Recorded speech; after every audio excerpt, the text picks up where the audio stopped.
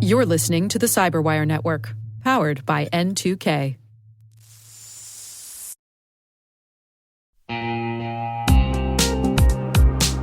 Hey everybody, Dave here.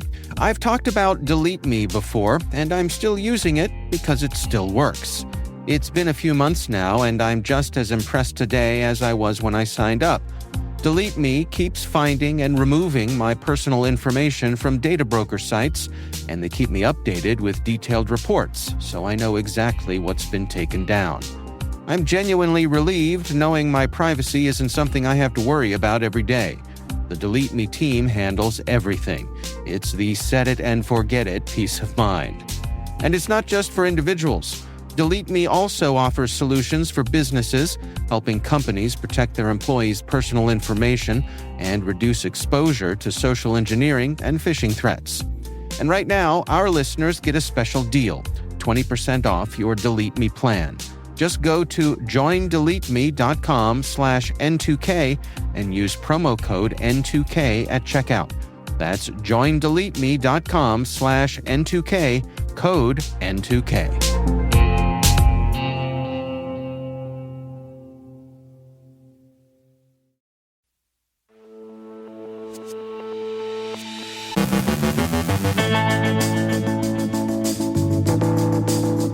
The Czech Republic accuses Chinese state-backed hackers of cyber espionage. CISA's leaders head for the exits. Cyber criminals are using fake AI video generator websites to spread malware.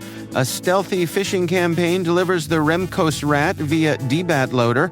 A fake Bitdefender website spreads malware targeting financial data. Medusa ransomware claims to have breached global real estate firm Remax. An Iranian national faces up to 30 years in prison for ransomware targeting U.S. cities. Our guest is Tony Valeka, Cyberproof CEO, discussing exposure management and a more risk-focused approach to prioritize threats. And mind reading for fun and profit.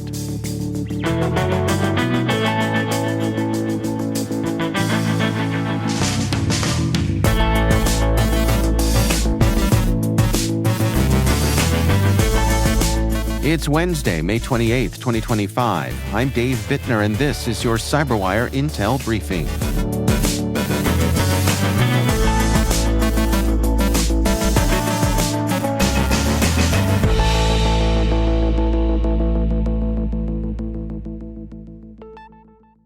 Thanks for joining us. It's great, as always, to have you here with us. The Czech Republic has accused Chinese state-backed hackers of targeting its Ministry of Foreign Affairs in a cyber espionage campaign that began in 2022. An investigation by Czech intelligence and cybersecurity agencies linked the attack to APT-31, a group associated with China's Ministry of State Security. The hackers targeted an unclassified network but may not have breached it. Foreign Minister Jan Lipavsky condemned China's interference, citing efforts to weaken Czech democracy. He summoned the Chinese ambassador and highlighted new security measures. The U.S. and U.K. previously sanctioned APT-31. The group also allegedly targeted British lawmakers. Czech officials shared findings with EU and NATO allies. Both organizations backed Prague, with NATO condemning China's increased cyber threats. China has not yet responded.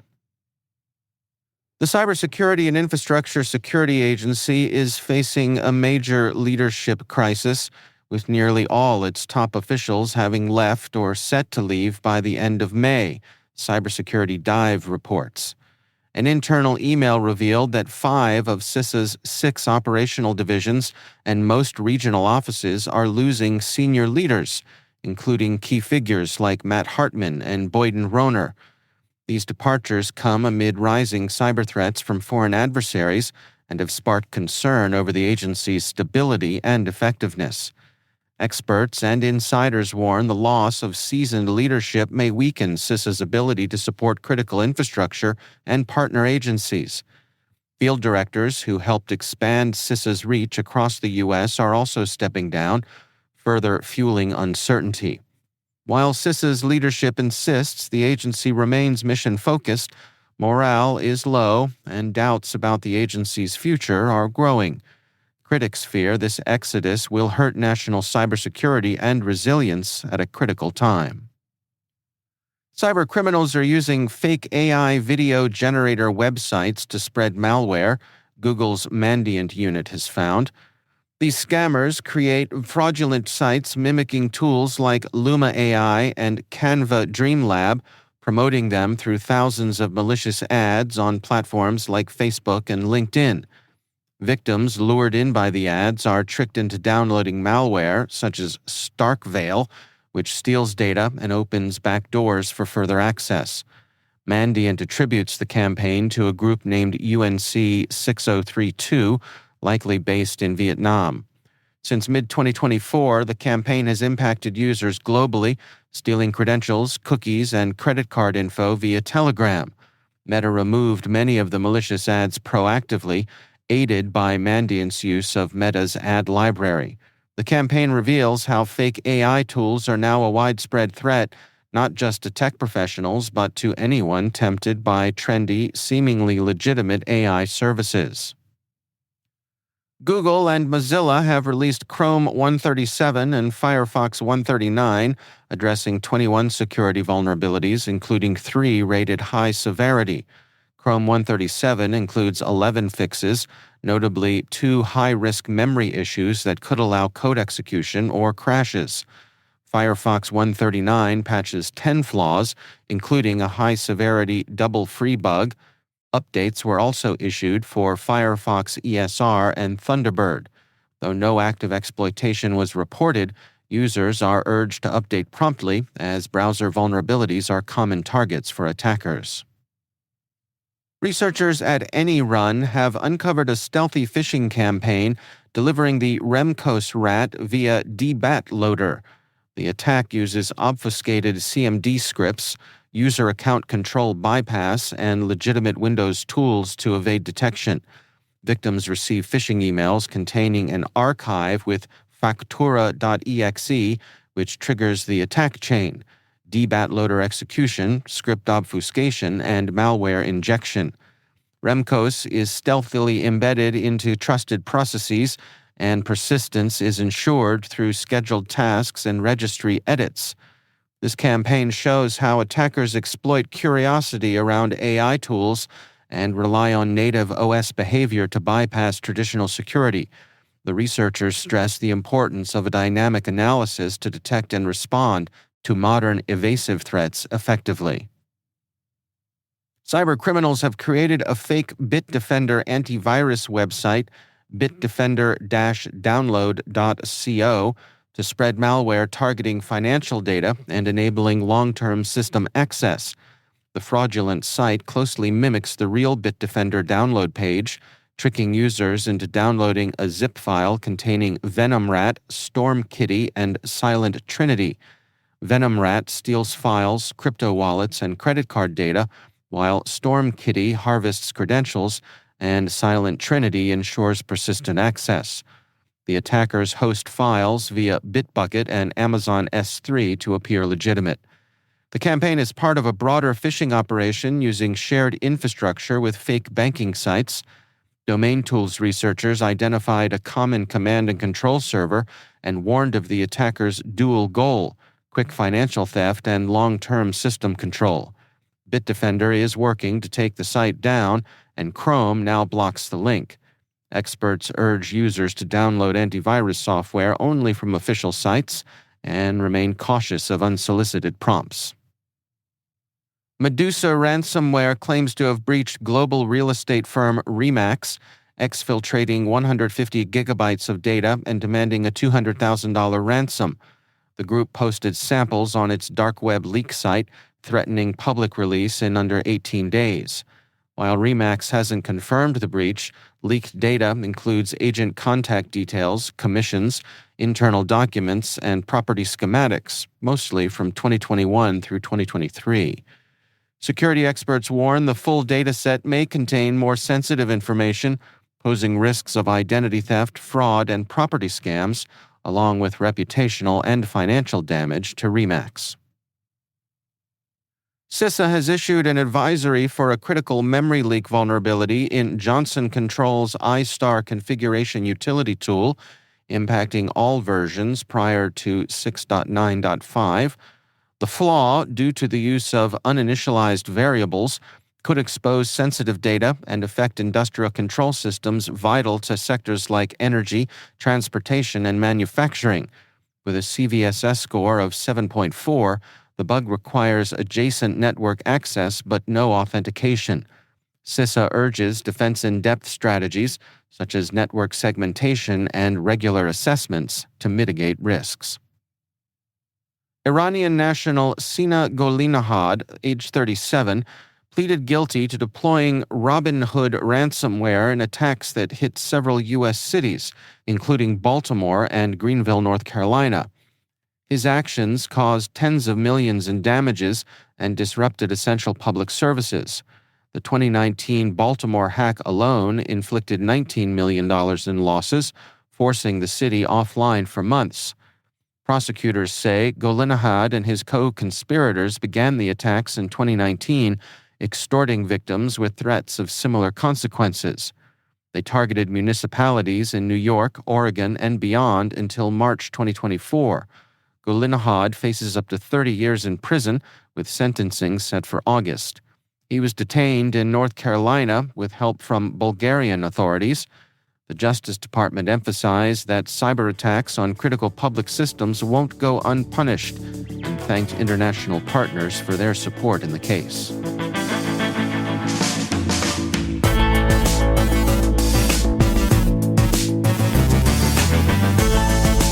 Coming up after the break, my conversation with Tony Valleca, CyberProof CEO. We're discussing exposure management and a more risk-focused approach to prioritize threats. And mind reading for fun and profit. Stick around.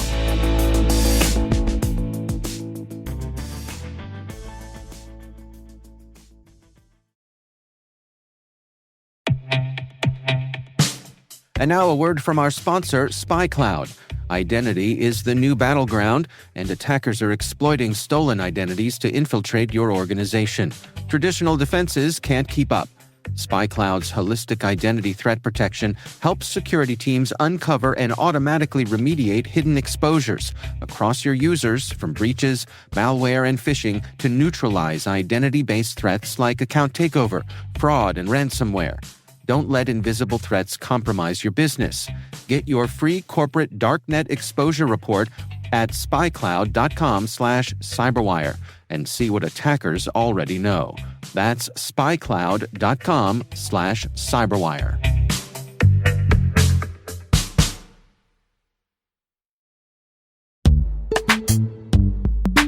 Compliance regulations, third-party risk, and customer security demands are all growing and changing fast. Is your manual GRC program actually slowing you down? If you've ever found yourself drowning in spreadsheets, chasing down screenshots, or wrangling manual processes just to keep your GRC program on track, you're not alone. But let's be clear, there is a better way.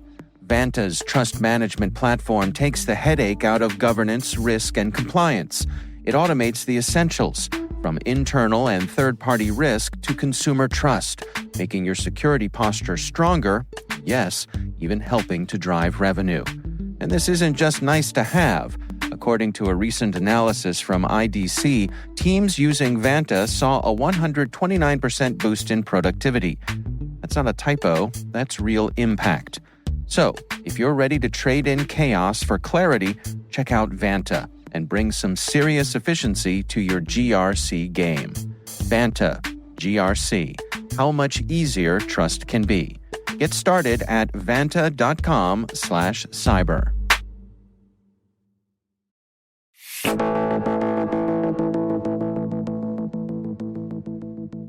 Tony Valleca is CEO at CyberProof.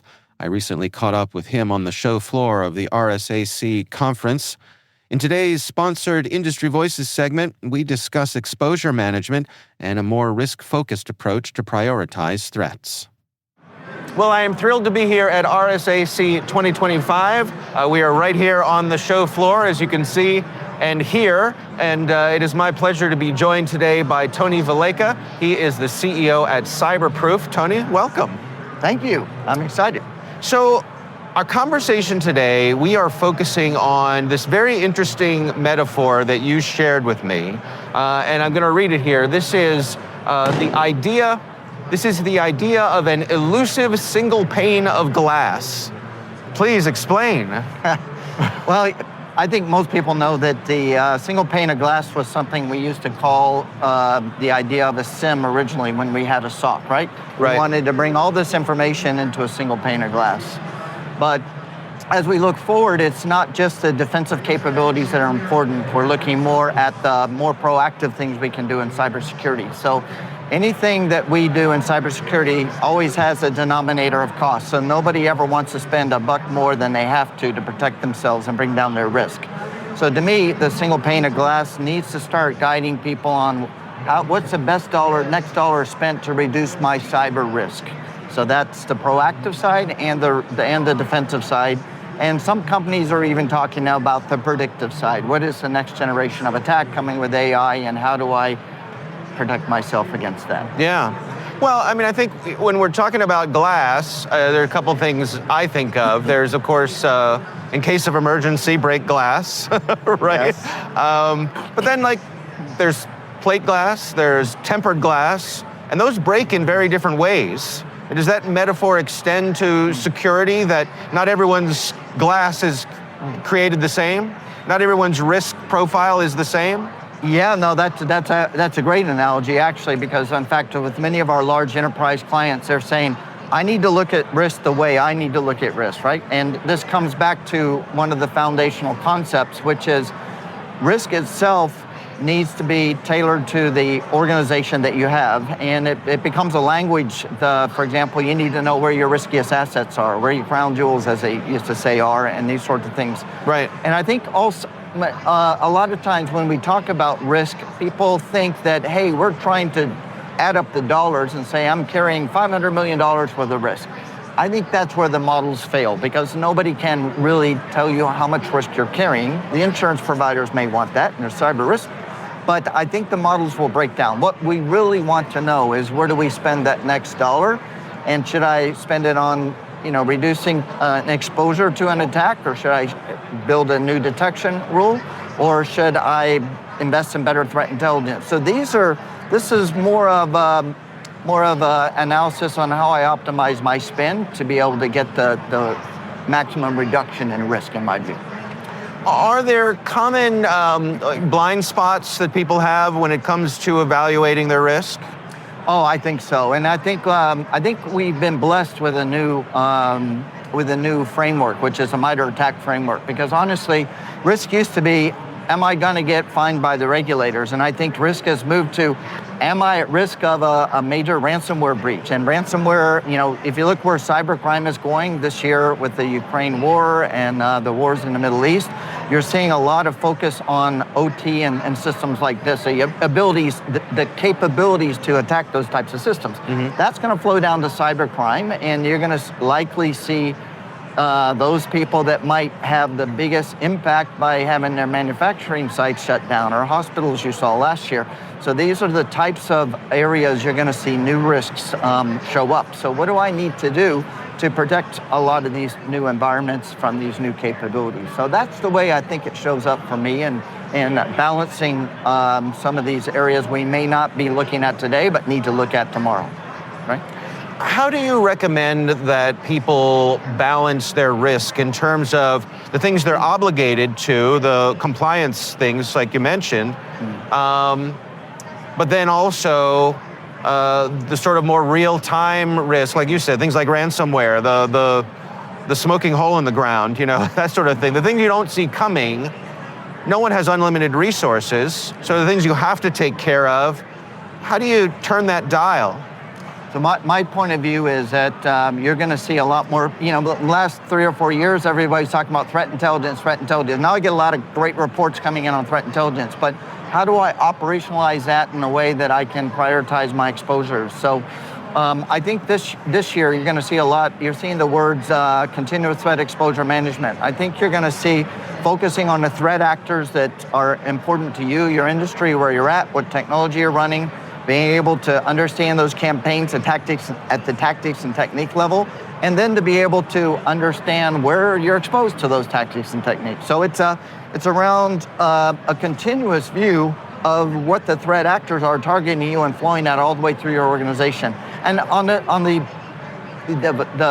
defensive side, you have to understand whether you have the detections in your systems. Most security operations teams that are maybe even using outsourced providers don't know what they're actually able to see and what they can't see, and they probably can't tell you how that compares to the threat actors and the techniques that they're running today, right? We're here at RSAC 25, and of course, AI is still the hot topic. For you and your colleagues at Cyberproof, how does that play into the equation?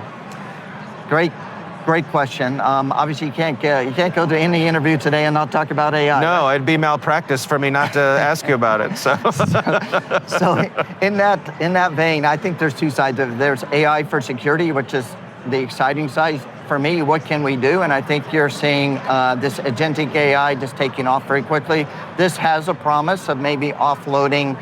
Today, we probably have analytical tools that'll give us a lot more problems than we can solve. So we need the agents to be able to help us solve some of those tools. And you're going to see purpose-built agents to do threat hunting and L1 SOC and things like that. And I think that's gonna mature very quickly. So that's the positive side. I think the CISOs that get ahead and lay the foundation for a solid framework, you're seeing like the OWASP top 10 for LLMs and things now, putting these frameworks in early. I think it's an opportunity for them to take leadership positions in companies because there are very few roles in an organization that understand all aspects of regulatory compliance, the technical aspects, and even the business aspects, which most CISOs have to in their jobs today. So I think there's an opportunity.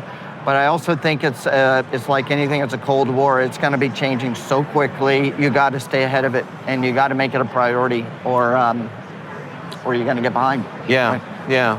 For the people who are well along on this journey with a company like yours, what are they enjoying? What does success look like? You know, their day to day of feeling like we have this under a certain amount of control. You know, as you say, we tend to work for the larger enterprise companies and more sophisticated companies, and for those, I like to say, do they have a well-managed estate? And because I'm hearing this word used more and more often, is do I know where all my assets? Are all my assets under management? Am I able to make sense of this complex environment and to be able to take advantage of some of this continuous threat exposure management that you're seeing coming out, or attack surface prioritization? Or even, is my SOC able to see all the things that I need? So I think a lot of it is just putting, and I don't even like to call it governance anymore. Honestly, I think it's a continuous process of making sure that you're keeping your estate well managed so that you can do it. The other problem that I hear many times is, do you have the ability? A lot of times our security teams own the responsibility for the security, but they don't have they don't own the teams that are actually doing things. So you're going to see software development being much more important, right? The kind of defects that are entered into that, or LLMs, but those teams are not necessarily owned. So there may be governance responsibility, but they don't have the responsibility to actually do the fixing. So I think that ability to make sure that you have the right leverage and working with those teams to get things done is going to be critical as the change happens, right? Yeah. What about for the person who's on the other side of that journey, who's just getting started, looks at it and feels a little overwhelmed, you know, like, how am I going to start taking bites out of this problem? What's your words of wisdom for them? You know, it's great. I think all security people probably feel overwhelmed no matter what. So step back, take a look at the landscape, pick your priorities, take a deep breath, and execute, right? I think execution will be key. We're all going to be wrong about something because we don't know, and it's going to be changing so quickly. I think it's also communicate effectively. I think that's an area that most of us in security can move from a technical conversation into more of a business conversation. It'll be important. and execute. That's my motto. Yeah. Before I let you go, RSAC for you, what do you get out of this show? What do you hope to accomplish? What are the things you look forward to getting together with all of your friends and colleagues here? I'm always amazed when the show of 40,000 plus people is here, how many people I run into I know, and I forget, so I love just, reconnecting with me, people, like right outside the booth, I ran into somebody I hadn't seen in about 5 years, so. But the second is I'm always shocked at the innovation, the new startups that are coming, the problems that they're solving. And I think one of the challenges, you got to figure out you don't know which one of those is going to be successful. But I think we're at this point where the industry has a responsibility to try some of these things out and to make sure that we're always progressing on the innovation front. So I learn a lot from talking to many of these startups about how they look at the problem. Yeah. Well, Tony, thank you so much for taking the time for us. It was a real pleasure to get to chat with you. And likewise, I always enjoy these conversations. It always makes me think. So, all right, have a good show. See you soon. Okay, bye. That's Tony Velicka from Cyberproof.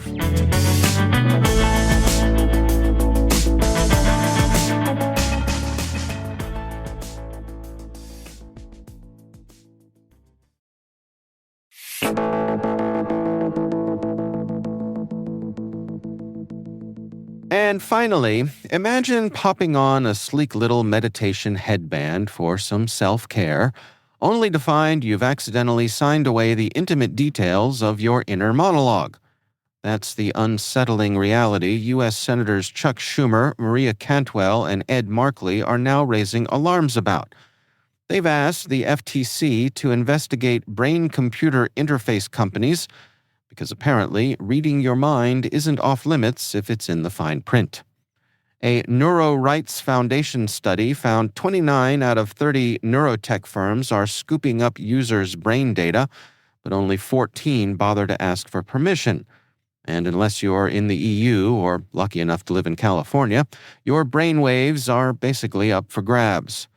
These tools promise breakthroughs, communication for the paralyzed, early Alzheimer's detection, or boosted focus. But without regulation, they might just become thought-mining machines for profit. The stakes include your mental privacy, identity, and autonomy. Because apparently, what were you thinking might soon be a data point.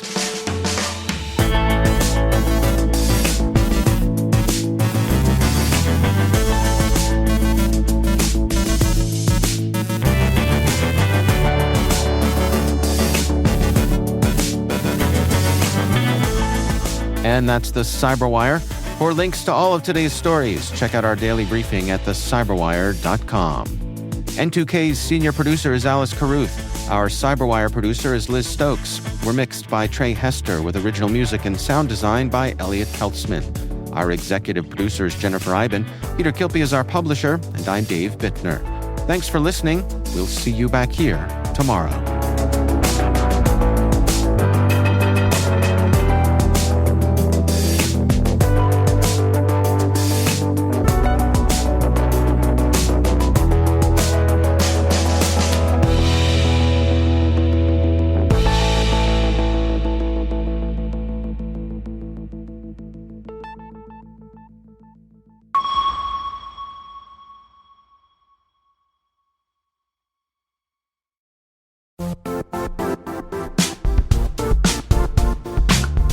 And now, a word from our sponsor, ThreatLocker. Keeping your system secure shouldn't mean constantly reacting to threats. ThreatLocker helps you take a different approach by giving you full control over what software can run in your environment.